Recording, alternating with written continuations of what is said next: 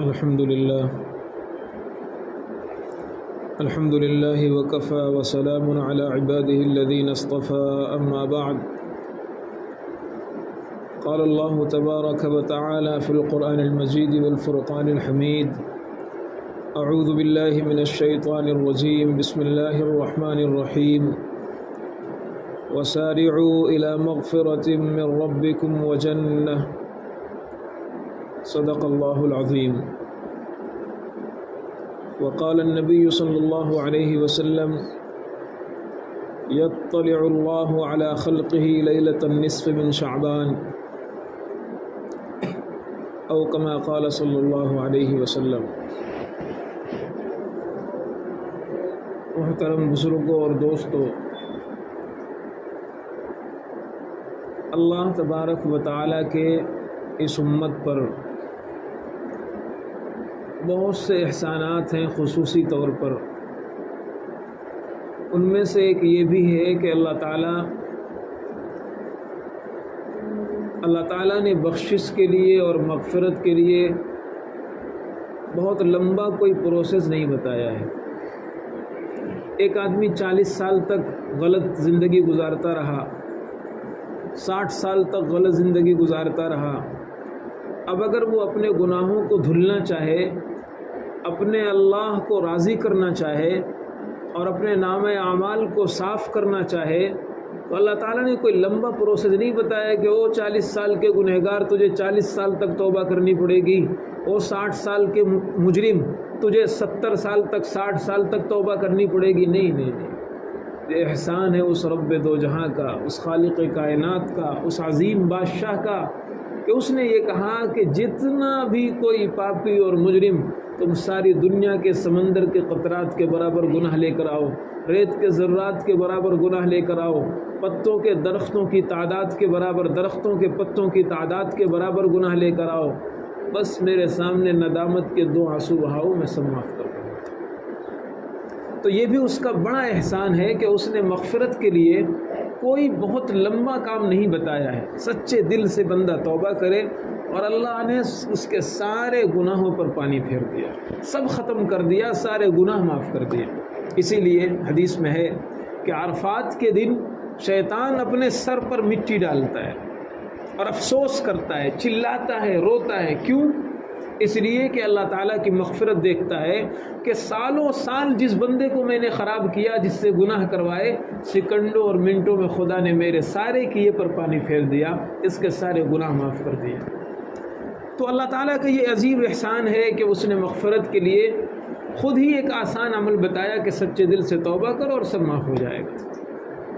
لیکن اس کے باوجود احسان پر احسان یہ ہے کہ اس نے مغفرت کے لیے خاص سیزن بھی دیے ہیں، مغفرت کے لیے مخصوص سیزن بھی عطا فرمائے ہیں۔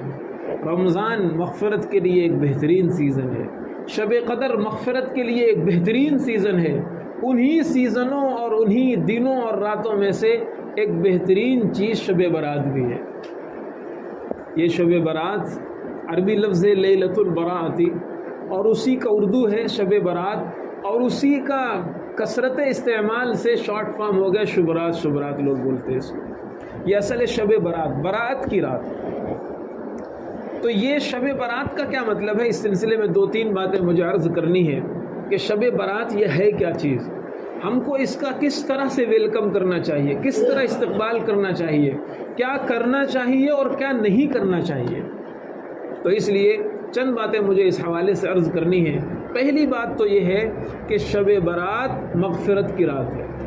اللہ تبارک و تعالی جو حدیث میں نے پڑھی ہے اس میں یہی مضمون ہے کہ اللہ تبارک و تعالی اپنے تمام مخلوق پر رحمت کے ساتھ متوجہ ہوتا ہے، مغفرت لے کر کے متوجہ ہوتا ہے، اور اللہ تعالیٰ تمام بندوں کی مغفرت فرما دیتا ہے۔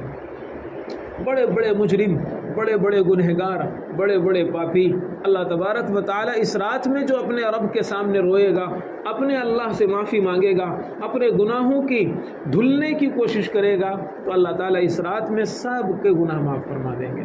بعض حدیثوں میں ہے کہ بنو کلب ایک قبیلہ تھا، عربوں میں بنو کلب ایک قبیلہ تھا، وہ بکریاں سب سے زیادہ پالتا تھا، اللہ کے نبی صلی اللہ علیہ وسلم نے فرمایا بعدد شعر غنم بنی کلب، کہ بنو کلب کی بکریوں کی جتنی تعداد ہے، ان بکریوں کے جتنے بال ہیں ان بالوں کے برابر اللہ تعالیٰ انسانوں کی مغفرت کرتا ہے۔ ایک بکری میں کتنے بال ہوں گے؟ ہزاروں ہزار بال، اور پھر اس میں سینکڑوں ہزاروں بکریاں اور ان کے بالوں کی تعداد، اللہ اکبر، اللہ ہی کو معلوم ہے کہ اس رات میں اللہ تعالیٰ کتنوں کی مغفرت فرماتا ہے، بہت معاف کر دیتا ہے۔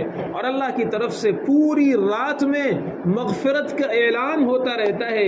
ایک دوسری حدیث میں ہے کہ اذا كانت لیلۃ النصف من شعبان، جب شب برات کی شروعات ہوتی ہے، اور دیکھو شب برات کی شروعات ہوتی ہے مغرب کے وقت سے، جیسے ہی سورج غروب ہوا، اصل میں یہاں پر بھی ایک ہماری غلطی ہوتی ہے اور شیطان ہمیں اصل میں اچکنا چاہتا ہے۔ ہماری رات جاگنے کی اسٹارٹنگ ہوگی 12 بجے سے۔ عام طور پر ذہنوں میں یار آرام سے بھی کھانا پینا کھا لو، تھوڑا سا بھی وہ کر لو، پھر آرام سے جاگیں گے۔ ارے آرام سے جاگنے کا کیا مطلب ہے؟ اس رات کی فضیلت تو مغرب کے وقت سے شروع ہو چکی ہے۔ اگر کوئی بندہ مغرب کے وقت سے اہتمام کر لے، 12 بجے تک اہتمام کر لے، 2-3 گھنٹے سو جائے، پھر تہجد میں اٹھ جائے، ہو گیا رات جاگنا۔ رات جاگنے کے لیے پوری رات جاگنا نہیں ہے، لیکن پریشانی یہ ہے کہ شیطان یہاں پر ہمارے وقت کو خراب کرنے کے لیے یہ کرتا ہے کہ ہمارے رات جاگنے کی اسٹارٹنگ ہی ہوتی ہے 12 بجے سے، 1 بجے سے۔ ایسا نہیں ہے، اس دن ایسا شیڈول بنانا چاہیے کہ جلدی سے سب لوگ کھانے سے فارغ ہو جائیں، اگر ہو سکے تو مغرب بعد ہی جلدی سے سارے لوگ کھانے دانے سے فارغ ہو جائیں۔ عورتوں کا ذہن بنانا چاہیے کہ دن میں کھانا تیار کر کے ایک دم فرصت ہو جاؤ، ایک دم فارغ ہو جاؤ۔ رات بڑی قیمتی ہے، جب کوئی قیمتی وقت آتا ہے، جب کوئی سیزن کا وقت آتا ہے تو آدمی اپنا شیڈول چینج کرتا ہے۔ کہیں جانا ہوتا ہے، کہیں سفر کرنا ہوتا ہے تو آدمی اپنے گھر کا شیڈول چینج کرتا ہے، گھر والوں کو اسی طرح ہینڈل کرتا ہے۔ ایک رات ہے صرف اپنے پاس، اس کے چند مخصوص گھڑیاں ہیں، چند مخصوص گھنٹے ہیں، کوئی لمبا چوڑا مہینہ نہیں ہے، سال نہیں ہے۔ اس لیے عورتوں کو پہلے سے ذہن بنا دو کہ کھانا دانے کی تیاری سے پہلے فارغ ہو جاؤ، مغرب کے وقت سے ہی اس کا اہتمام شروع کر دو۔ تو جیسے ہی شب برات شروع ہوتی ہے، اللہ تبارک و تعالیٰ کی طرف سے ایک اعلان کرنے والا اعلان کرتا ہے، الا من مستغفر فاغفر له، الا من مسترزق فارزقه، الا من مبتلا فاعافيه۔ یہ اللہ کی طرف سے اعلان ہوتا ہے۔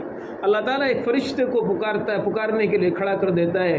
فرشتہ ہر تھوڑی دیر میں یہ اعلان کرتا رہتا ہے کوئی مغفرت چاہنے والا، ہے کوئی ایسا بندہ جسے آج اپنے گناہوں کی کثرت یاد آ گئی ہو، آج وہ اپنے ماضی کو جھانک کر دیکھ رہا ہو، اپنے نام اعمال پر ایک نگاہ دوڑا رہا ہو، اور آج اس کے دل میں یہ احساس ہو رہا ہو کہ یار مجھ سے زندگی میں بہت گناہ ہو گئے، میں نے اپنی لائف کیسے گزار دی، میں نے اپنی جوانی کیسے گزار دی، میں نے اپنی زندگی کیسے برباد کر دی، میں نے کوئی نیکی کا کام نہیں کیا۔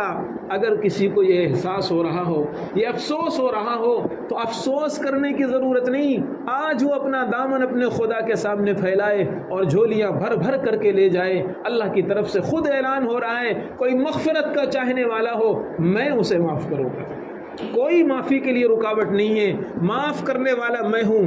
اچھا، اگر کسی مجرم کو کسی عدالت نے خود ہی یہ کہہ دیا ہو کہ تم آؤ سلنڈر ہو جاؤ اور میں تمہیں چھوڑ دوں گا، یا تمہارا جرم معاف ہوگا، یا تمہاری سزا معاف ہو جائے گی، اور ایسی سزا جو خطرناک سزا ہو، تو کون مجرم ہوگا جو اپنے آپ کو سلنڈر نہیں کرے گا؟ اللہ کی طرف سے عدالت عالیہ سے اور اللہ کی عدالت سے اعلان ہو رہا ہے، کوئی بھی مغفرت مانگنے والا آج اپنے گناہوں پر پچھتا لے اور اپنے نام اعمال کو دھلوا لے۔ دوسری میں بہت مختصر بات کروں گا تاکہ اور بھی باتیں سامنے آ جائیں۔ دوسرا اعلان ہوتا ہے، اچھا کون بندہ ہے جو مال زیادہ نہیں چاہتا؟ مال کا زیادہ ہونا، ساری بمبئی کی دوڑ دھوپ اسی لیے ہے کہ آدمی اچھے سے اچھا کما لے، اچھے سے اچھا اس کا گھر ہو جائے، اچھے سے اچھا کاروبار ہو جائے، اچھے سے اچھے لڑکوں کو اسکول میں پڑھا لے، یعنی لائف اسٹائل اس کی بہتر سے بہتر ہو جائے. ساری دوڑ دھوپ اسی لیے ہے، سارا کھپنا اسی لیے ہے، کاروبار بزنس اسی لیے ہے، رات اور دن کی محنت اسی لیے ہے. اللہ کی طرف سے ایک اعلان ہو رہا ہے، الا من مسترزقین، کوئی ایسا بندہ ہے جو جاب لیس ہے، جو کاروبار نہیں ہے، بزنس سے پریشان ہے، دھندے سے پریشان ہے، حالات کا شکار ہے. آج وہ دوسروں سے کہتا ہے یار کوئی اچھی دکان ہو تو بتانا، کوئی اچھی جاب ہو تو بتانا، کوئی اچھا سیٹ ہو تو بتانا، کوئی ہیلپ کرنے والا ہو تو بتانا، کوئی اچھا انویسٹر ہو تو بتانا. دوسروں سے کہہ کر کے تمہاری زبان تھک گئی. ہاتھ اٹھاؤ، آج اللہ کی طرف سے اعلان ہو رہا ہے کوئی روزی مانگنے والا، ہے کوئی اپنے لیے مال طلب کرنے والا، ہے کوئی اللہ سے حلال روزی کا طلبگار، ہاتھ اٹھائے. اور اللہ تعالیٰ کا وعدہ ہے فارزقہ، آج میں اسے رزق کے خزانے کھول دوں گا. اور ایک بات یہاں پر رک کر یہ عرض کروں، رزق کا ترجمہ مال نہیں ہے. رزق اردو میں بولتے ہیں، عربی میں بولتے ہیں. رزق کہا جاتا ہے ہر اچھی نعمت کو. اولاد یہ بھی رزق ہے، گھر یہ بھی رزق ہے، گاڑی یہ بھی رزق ہے، عزت یہ بھی رزق ہے، شہرت اچھی یہ بھی رزق ہے. تو رزق کا مطلب بہت عام ہے، اور مفہوم اس کا یہ ہے کہ ہر اچھی چیز جو مجھ سے مانگنے والا ہو، آج وہ آئے اور مجھ سے مانگے. اور آخر میں ایک تیسری چیز حدیث میں ہے، الا من مبتلا فعافیہ، بہت شاندار ہے. مبتلا کے معنی مصیبت کا مارا ہوا. ہے کوئی مصیبت کا مارا ہوا، کسی بھی اعتبار سے جو مصیبت کا شکار ہو، کوئی ڈاکٹروں کی فیس بھر بھر کے پریشان ہے، کوئی کچہری اور عدالت کے چکر لگا کر کے پریشان ہے، کوئی اپنے گھر کے سسٹم سے پریشان ہے، کوئی کسی سے پریشان ہے، کوئی کسی سے پریشان ہے. اور اس وقت ایسی صورتحال ہے کہ سکون کے ساتھ جینے والے گنتیوں میں آپ کو ملیں گے. ایسے لوگ جنہیں ہر اعتبار سے سکون ہو، گنتیوں میں ملیں گے. ہر آدمی پریشان ہے. بڑے سے بڑے مالدار کو، بڑے سے بڑے اچھے انسان کو، اچھی گاڑی، اچھی بنگلہ، اچھا گھر، آپ نے اس کو دیکھا یا ہم نے دیکھا اور دل میں سوچا یار یہ کیا پریشان ہوگا، لیکن اس کا دل ٹٹول کر دیکھیے، الجھن ہے، بے چینی ہے، پریشانی ہے. اس لیے کہ خدا کا ذکر نہیں ہے. وہ دوسری ٹاپک ہے، اس پر میں نہیں جاؤں گا. الا من مبتلا، ہے کوئی مصیبت کا مارا ہوا، غموں کا ستایا ہوا، دکھیارا، پریشان، حالات کا شکار، آج وہ اپنے اللہ سے رونا روئے. مخلوق کے سامنے بہت کہہ لیا تم نے، لوگوں کے سامنے اپنے حالات بہت سنا لیے، لیکن وہ حالات صحیح ہونے والے نہیں ہیں. اللہ تعالیٰ فرماتے ہیں فَوْعَافِيَهُ، اگر کوئی دل سے مجھے یاد کرے گا اور اپنا دکھڑا میرے سامنے پیش کرے گا اور اپنی مصیبت کو دور کرنے کی گہار لگائے گا، اللہ فرماتے ہیں فَوْعَافِيَهُ، حدیث میں ہے میں اسے معاف کر دوں گا، میں اسے عافیت دوں گا، میں اسے عافیت سے نواز دوں گا. جو بھی پریشانی ہو. تو اس رات خاص طور پر پتہ کیا چلا، معلوم یہ ہوا کہ جو شب برات آنے والی ہے، اس رات میں کرنے کا کام سب سے اہم یہ ہے کہ دعائیں کی جائیں. مغفرت کی دعا، روزی کی دعا، اچھے عافیت کی دعا، مصیبت سے نجات کی دعا، اپنی پریشانیاں اپنے اللہ کے سامنے ایسے بیان کی جائیں جیسے ہم کسی بڑے سے اپنی پریشانی ذکر کرتے ہیں، جیسے ہم اپنے حالات کسی بڑے کے سامنے پیش کرتے ہیں، ایسے ہی اپنے اللہ سے اس طرح باتیں کی جائیں. اور اللہ تعالیٰ تو شہرت سے زیادہ قریب ہے، ہر بول سنتا ہے، ہر احساس کو وہ جانتا ہے، ہر احساس جانتا ہے، ہر دل میں آنے والے جذبات کو وہ دیکھتا ہے. علیم بذات الصدور ہے. اس سے کہا جائے اے اللہ میرا یہ کام ہے، میں نے بہتوں سے کہہ لیا ہے میرے جرم کی سزا، ہے میری بدعمالی کی سزا، لیکن اے اللہ آپ کے فضل ہی سے تو میں سانسیں لے رہا ہوں، آپ کے فضل ہی سے تو میری یہ سانسیں آ رہی ہیں، جا رہی ہیں. اگر آپ گرفت کرنے پر آ جاتے، اگر آپ پکڑ کرنے پر آ جاتے تو میں ایک قدم آگے نہ بڑھا پاتا، میں ایک سانس زائد نہ لے پاتا. یہ جتنی سانسیں لے رہا ہوں، یہ جتنے قدم میں چل رہا ہوں، یہ میرا کاروبار، یہ میرے بال بچے، یہ میرا گھر بار، یہ میرے دوست احباب، یہ عزت، یہ شہرت، یہ دولت، اے خدا یہ سب آپ کے فضل کا نتیجہ ہے. جس طرح آپ نے اتنے جرموں کے باوجود، اتنے گناہوں کے باوجود یہ اتنا سارا فضل دے رکھا ہے، اے اللہ یہ بھی میرا کام اٹکا ہوا، اسے بھی بنا دیجئے، اے اللہ اپنے فضل سے اسے بھی بنا دیجئے. تو اللہ تعالیٰ سے باتیں کیجئے اور اللہ تعالیٰ سے اس رات مانگیے. جتنا زیادہ ہو سکے اس رات میں دعا کرنا ہے. ایک کام یہ معلوم ہوا کہ جتنا ہو سکے، اچھا ہوتا کیا ہے، عام آدمیوں کو دعائیں زیادہ نہیں یاد ہوتی یا دعا مانگنا ہی نہیں آتا ہے. دو چار رٹی رٹائی باتیں ہیں اور دو چار چیزیں ہیں، بس بندے نے ہاتھ اٹھایا، تھوڑی دیر دعا کیا، بیٹری ختم. بیچاروں کو دعا مانگنا نہیں آتا ہے، اور وجہ اس کی یہی ہے کہ عادت ہی نہیں ہے مانگنے کی. سلام پھیرنے کے بعد بھی ہم جو دعائیں مانگتے ہیں، مانگتے کہاں ہیں؟ اس کو مانگنا نہیں کہتے، اس کو پڑھنا کہتے ہیں. پڑھنا الگ ہوتا ہے، مانگنا الگ ہوتا ہے. ہمارے ماں باپ نے بچپن میں ہمیں دو چار دعا کے الفاظ رٹا دیے تھے، ہر سلام پھیرنے کے بعد بس ہم وہی پڑھ لیتے ہیں، ہاتھ پھیر لیتے ہیں، چلے جاتے ہیں. اس لیے ہمیں دعا مانگنا نہیں آیا ابھی تک. خیر، میں عرض کر رہا ہوں کہ دعاؤں کی کتابیں آتی ہیں. مناجات مقبول حضرت تھانوی رحمۃ اللہ علیہ کی ایک کتاب ہے جس میں حدیث کی تمام دعاؤں کو، اکثر دعاؤں کو جمع کر دیا گیا ہے. اگر ہم دعا نہیں مانگ پاتے تو کم سے کم اس نیت سے کہ یہ نبی کی مانگی ہوئی دعائیں ہیں، اس نیت سے ان دعاؤں کو اس رات میں پڑھ لینا چاہیے. ایک بھی قبول ہو گئی، اور قبول ہوگی کیونکہ قبولیت کا موقع ہے، کام بن جائے گا. اس لیے اس رات میں کرنے کا ایک اہم کام ہے دعائیں اہتمام سے کرنا ہے. دوسری چیز، جتنا ہم سے عبادت ہو سکے. ایک بات میں یہاں رک کر یہ کہہ دیتا ہوں، کہیں بھی قرآن و حدیث میں یہ نہیں لکھا ہوا کہ یہ رات جاگنے کی ہے، کہیں بھی نہیں لکھا ہوا ہے. میری یہ بات ریکارڈ ہو رہی ہے، میں ممبر پہ بیٹھا ہوں، بڑی ذمہ داری سے یہ بات کہہ رہا ہوں. کہیں بھی قرآن و حدیث میں نہیں لکھا ہوا کہ یہ رات جاگنے کی ہے. کیا لکھا ہوا ہے؟ دو لفظ آئے ہوئے ہیں، احیاء اللیل اور قیام اللیل. مفہوم اس کا یہ ہے کہ یہ رات زندہ کرنے کی رات ہے. اس رات کو مسلمانوں زندہ کرو، کیونکہ سو کر کے تمہاری رات مردہ ہو جاتی ہے. اس لیے جب سو کر کے اٹھتے ہیں تو دعا سکھائی گئی، الحمدللہ الذی احیانا بعد ما اماتنا والیہ النشور. شکر ہے اس اللہ کا جس نے ہمیں نئی زندگی عطا فرمائی. ہم سو گئے تھے، مردہ ہو گئے تھے، ہمیں کچھ نہیں پتا کیا ہوا، کیا ہو رہا تھا سونے کی حالت میں. اسی لیے النوم اخو الموت، نیند موت کی بہن ہے. موت بڑی بہن ہے، نیند چھوٹی بہن ہے. یہ کتابوں میں یہ بات ہے. تو بندہ جب سو جاتا ہے وہ کھو جاتا ہے، اسے کچھ نہیں پتا. تو یہ جو سوئی ہوئی ہماری رات ہے، جو مردہ ہو رہی تھی، حدیث میں اسے زندہ کرو، جاگ کر کے، اپنے اللہ کے سامنے رو کر کے، تلاوت کر کے، تسبیح پڑھ کر کے، ذکر کر کے، سجدے میں گر کر کے، صلاۃ التسبیح پڑھ کر کے، جو ہو سکے اس رات کو زندہ کرو. سو کر کے اسے برباد مت کرو. اور دوسرا لفظ آیا قیام اللیل. رات میں کھڑے رہو. کہاں؟ نکڑوں پر؟ نہیں. پریشانی یہ ہے کہ ہمارے نوجوانوں کے ذہن میں بیٹھ گیا ہے بس رات جاگنا ہے. اب بیچارے کیسے جاگتے ہیں؟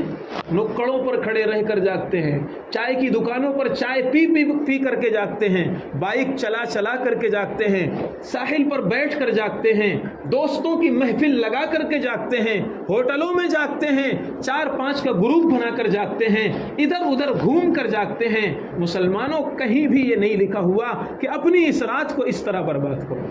یہ ہم رات کو برباد کر رہے ہیں. جتنا جاگ سکتے ہو اتنا جاگو. میں نے شروع میں بتایا کہ شب برات شروع ہو جاتی ہے مغرب کے وقت سے. جیسے ہی سورج غروب ہوا شب برات کی اسٹارٹنگ ہو گئی. اور ہمارے رات جاگنے کی اسٹارٹنگ کب ہوگی؟ 1 بجے سے. اس لیے یہ جو ہمارا مغرب بعد سے 1 بجے کا وقت ہمارا برباد ہوتا ہے، اسے برباد مت ہونے دو. مغرب کے وقت سے ہی اپنا کام پٹا لو، اس سے پہلے نپٹا لو، ختم کر لو، اور رات جاگنے کی شروعات کر دو. جتنا ہو سکے قرآن پڑھ لو، تسبیح پڑھ لو، ذکر کر لو، اور صلاۃ التسبیح پڑھ لو، قضا نمازیں پڑھ لو، دعائیں کر لو، جتنا ہو سکے درود شریف پڑھ لو، کرتے رہو. پھر جب نیند آنے لگے 12 بجے، 1 بجے، 2 بجے، بمبئی والے ویسے بھی اتنی بجے سوتے ہیں، تو اگر نیند آنے لگے فوراً سو جاؤ. اب ایسا نہیں ہے کہ نیند آئے تو پڑھنا بھی نہیں ہے، چائے پینا ہے اور غیبتیں کرنا ہے، بیٹھ کر کے چغلی کرنا ہے، کسی کا کچھ مذاق اڑانا ہے. یہ مت کرو. رات کی کمائی ہوئی نیکیاں ایک بول سے شیطان ضائع کر دے گا. یہ جو تم نے مغرب سے عشاء تک اور عشاء سے لے کے 12 بجے تک کمایا ہے نا، یہ چور اچکا بڑا ہوشیار ہے، بہت ہوشیار ہے. سیزن میں کمانے دیتا ہے لیکن جیب بھر کر کے لانے نہیں دیتا. بس اسٹاپ پہ نکال لے گا، اسٹیشن پہ نکال لے گا. بندہ جب گھر پہ آئے گا جیب خالی ہے اس کی.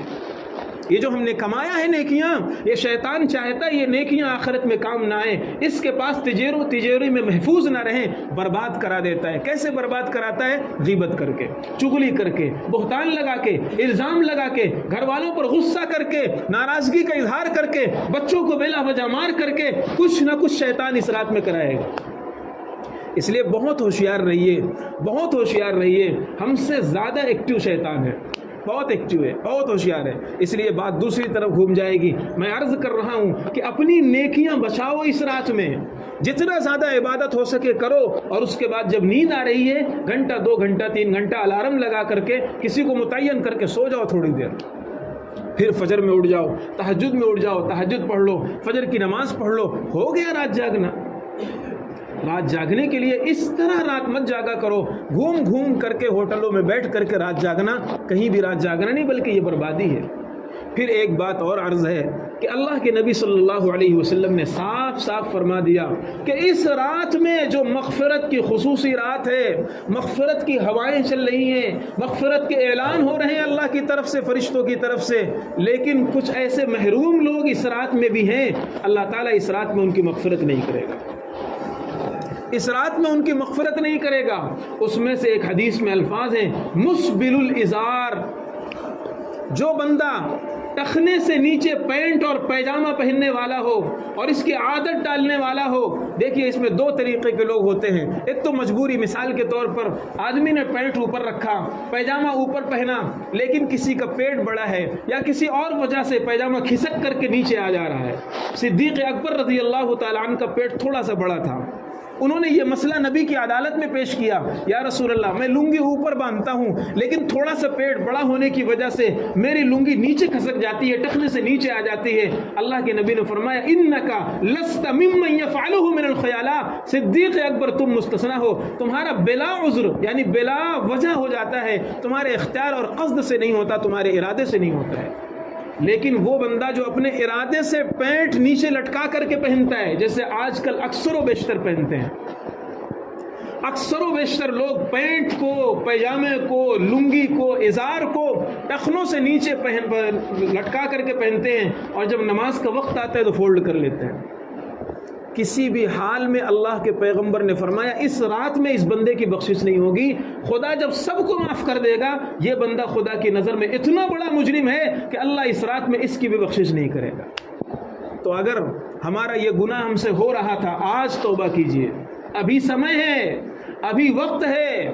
اگر ہم آج توبہ کر لیتے ہیں اور آج سے یہ طے کر لیتے ہیں کہ نہیں، ہمارے جو پینٹ یا پیجامے ہم نے ایسے سلا لیے، اب ہم جب بھی پہنیں گے فولڈ کر کے پہنیں گے، اوپر سے ایسا کر لیں گے یا نیچے سے فولڈ کر لیں گے، ٹخنے سے نیچے کپڑا نہیں لانے دیں گے۔ بخاری شریف کی حدیث ہے ما اسفل من الکعبین من الازار فی النار، مسلمانوں سنو، ٹخنوں کو ڈھک کر کے اگر کوئی کپڑا پہنتا ہے وہ ٹخنا جہنم کا زیادہ مستحق ہے، جنت میں نہیں جائے گا۔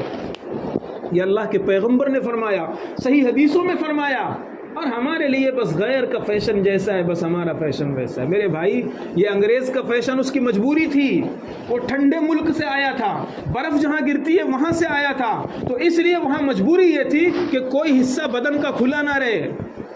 وہ اس کا لباس دیکھو، انگریزوں کا جو لباس تھا وہ بہت چست تھا، بہت فٹ تھا۔ آج بھی جینس دیکھو، پینٹ دیکھو، ٹی شرٹ دیکھو، شرٹ دیکھو، اس کی وجہ یہ ہے کہ یہ ایک دم بدن میں چپکا رہتا ہے، اور اس کی اصل وجہ یہ تھی کہ وہ ایسے ملک کے رہنے والے تھے جو ٹھنڈا ملک تھا، وہاں ڈھیلا ڈھالا کپڑا نہیں پہن سکتے، وہاں ٹخنا کھول کے نہیں رہ سکتے، اس لیے وہ لوگ پورا سوٹ بوٹ میں رہتے تھے اور پورا ڈھک کر کے رہتے تھے۔ لیکن بدقسمتی دیکھیے، جب وہ کلچر یہاں آیا، جب وہ فیشن یہاں آیا، 44 ڈگری میں بھی ٹخنا کھولنا گوارا نہیں ہے۔ اتنی گرمی کے باوجود بھی اتنا چست لباس پہن رہا ہے بندہ۔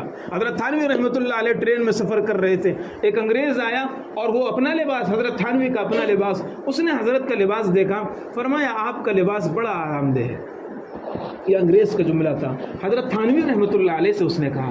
بہرحال میں عرض یہ کر رہا ہوں، ٹخنے ڈھانکنے والے کی آج کی رات یعنی شب برات میں اللہ تعالیٰ مغفرت نہیں فرمائے گا۔ حدیثوں میں یہ مضمون آیا ہوا ہے، اس لیے ابھی سے توبہ کر لیں، آج سے نہیں، ابھی سے۔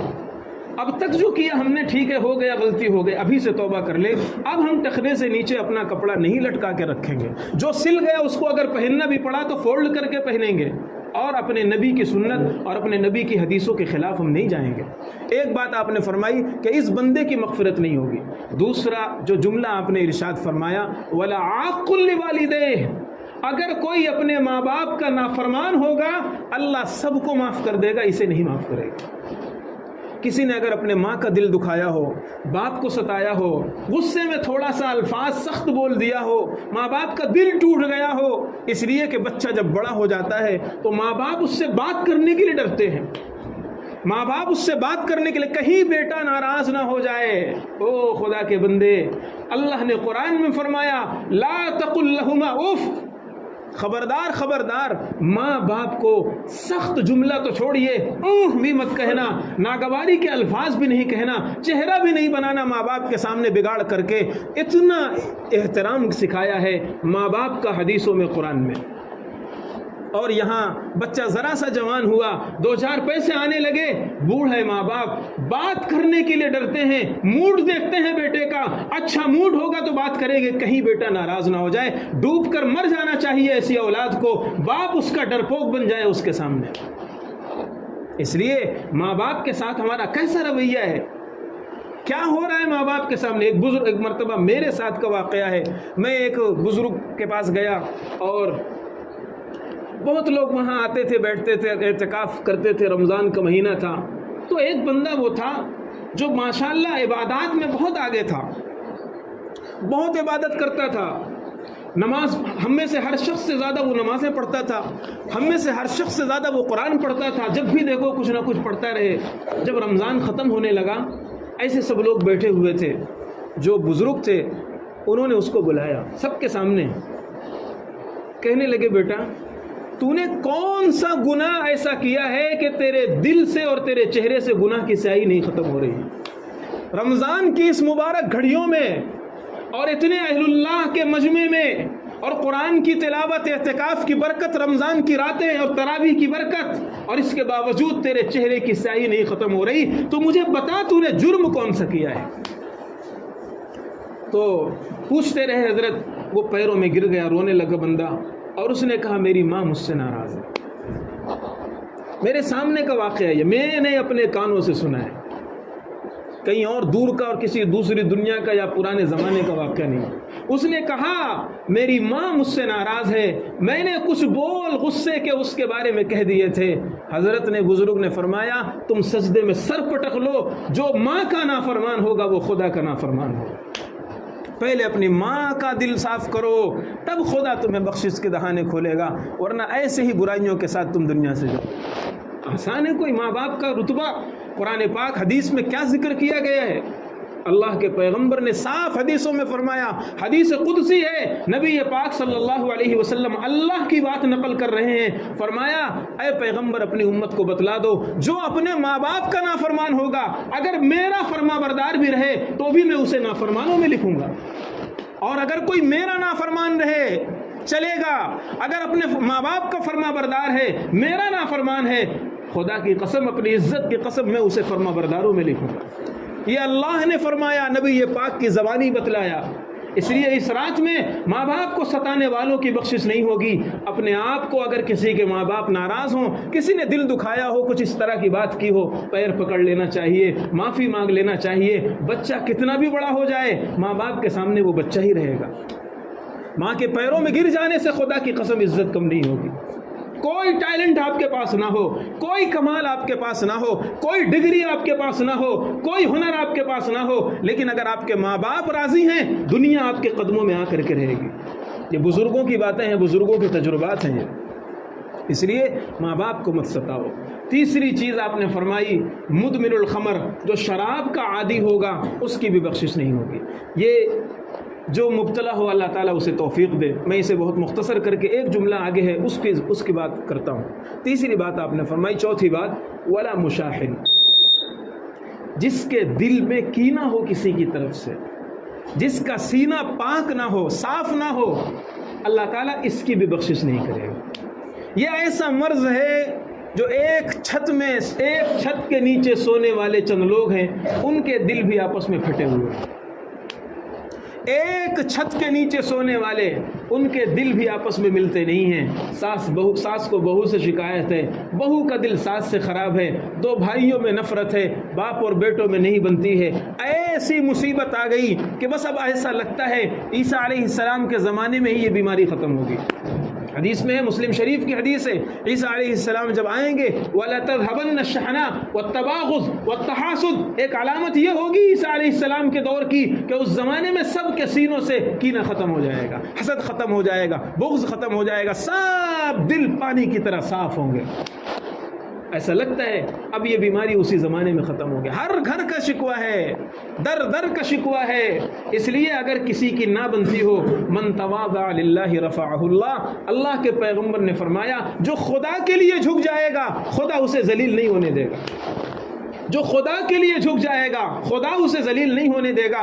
اگر ہم چھوٹے بن کر کے سلام دعا کر لیں گے، دل صفائی کرنے کی کوشش کر لیں گے، البادی بالسلام پیغمبر نے اس کے لیے بھی بشارت دی ہے، جو سلام کی پہل کرنے والا ہو اللہ اس کی مغفرت فرما دے گا۔ اس لیے اگر کسی کا دل خراب ہو، نہ بنتی ہو، تو اپنی طرف سے کوشش کر کے پہل کر کے اس معاملے کو ختم کر لینا چاہیے۔ آج کل بڑا عجیب دور ہے، معافی کے میسیجز چلتے ہیں۔ آج کی رات شب برات ہے، میں نے کسی کا دل دکھایا ہو یا میں کچھ ایسا ویسا ہو تو ارے بھائی صرف میسیجز بھیجنے سے کہاں معافی ہو جاتی ہے؟ اور یہ سب ٹرینڈ چل چکا ہے، رسم و رواج کا، یہ رسمی چیز ہے، اس میسیجز بھیجنے کی ضرورت نہیں ہے۔ ہاں جس کا دل کسی سے خراب ہو وہ کرنا چاہیے، معافی مانگ لینا چاہیے، چھوٹے بن جانا چاہیے۔ اگر مغفرت کی طلب ہے، اللہ فرماتے ہیں جس کے سینے میں کینہ ہوگا خدا اس کی بخشش نہیں فرمائے گا۔ تو یہ رات ہے جس کی ہمیں قدر کرنا چاہیے، اس رات میں جتنا ہو سکے ہمیں جاگنا چاہیے، اگلے دن کا ہمیں روزہ رکھنا چاہیے، یہ سب مستحب چیزیں ہیں۔ لیکن اس رات میں کوئی مخصوص ڈش بنانا، مخصوص کھانے بنانا یہ ثابت نہیں ہے۔ چراغاں کرنا، لائٹنگ وائٹنگ، سوسائٹی سجانا یہ ثابت نہیں ہے۔ اس لیے جو چیز ہے وہ کرو۔ دین اپنی منمانی کرنے کا نام دین نہیں ہے، رسول اللہ کے ماننے کا نام دین ہے، پیغمبر کی بات ماننے کا نام دین ہے۔ جو نبی نے بتایا وہ کرو، جو نہیں بتایا۔ ایک عمل اور ہے، قبرستان جانے کا عمل ہے۔ زندگی میں ایک مرتبہ نبی پاک صلی اللہ علیہ وسلم قبرستان گئے ہیں شب برات میں۔ حضرت عائشہ رضی اللہ تعالی عنہ کی باری کا وقت تھا، آپ حضرت عائشہ کی آنکھ کھلی، نبی موجود نہیں ہے، وہ بھاگتی ہوئی گئیں اور تیز دوڑ کر گئیں۔ حدیث میں یہ بھی الفاظ ہیں، جب دیکھا نبی بقیع الغرقد میں ہیں، جنت البقیع میں ہیں، آپ فوراً دوڑ کر کے واپس آ گئیں۔ اللہ کے نبی صلی اللہ علیہ وسلم کو احساس ہو گیا، آپ تشریف لائے، ایسے ہانپ رہی تھی۔ حضرت عائشہ رضی اللہ تعالیٰ عنہ دوڑ کر آئی تھی، ہنپی آ رہی تھی۔ نبی پاک کو محسوس ہوا، پوچھا کیا بات ہے؟ انہوں نے بتایا کہ ایسی ایسی بات ہے۔ اس وقت نبی پاک نے فرمایا جبریل میرے پاس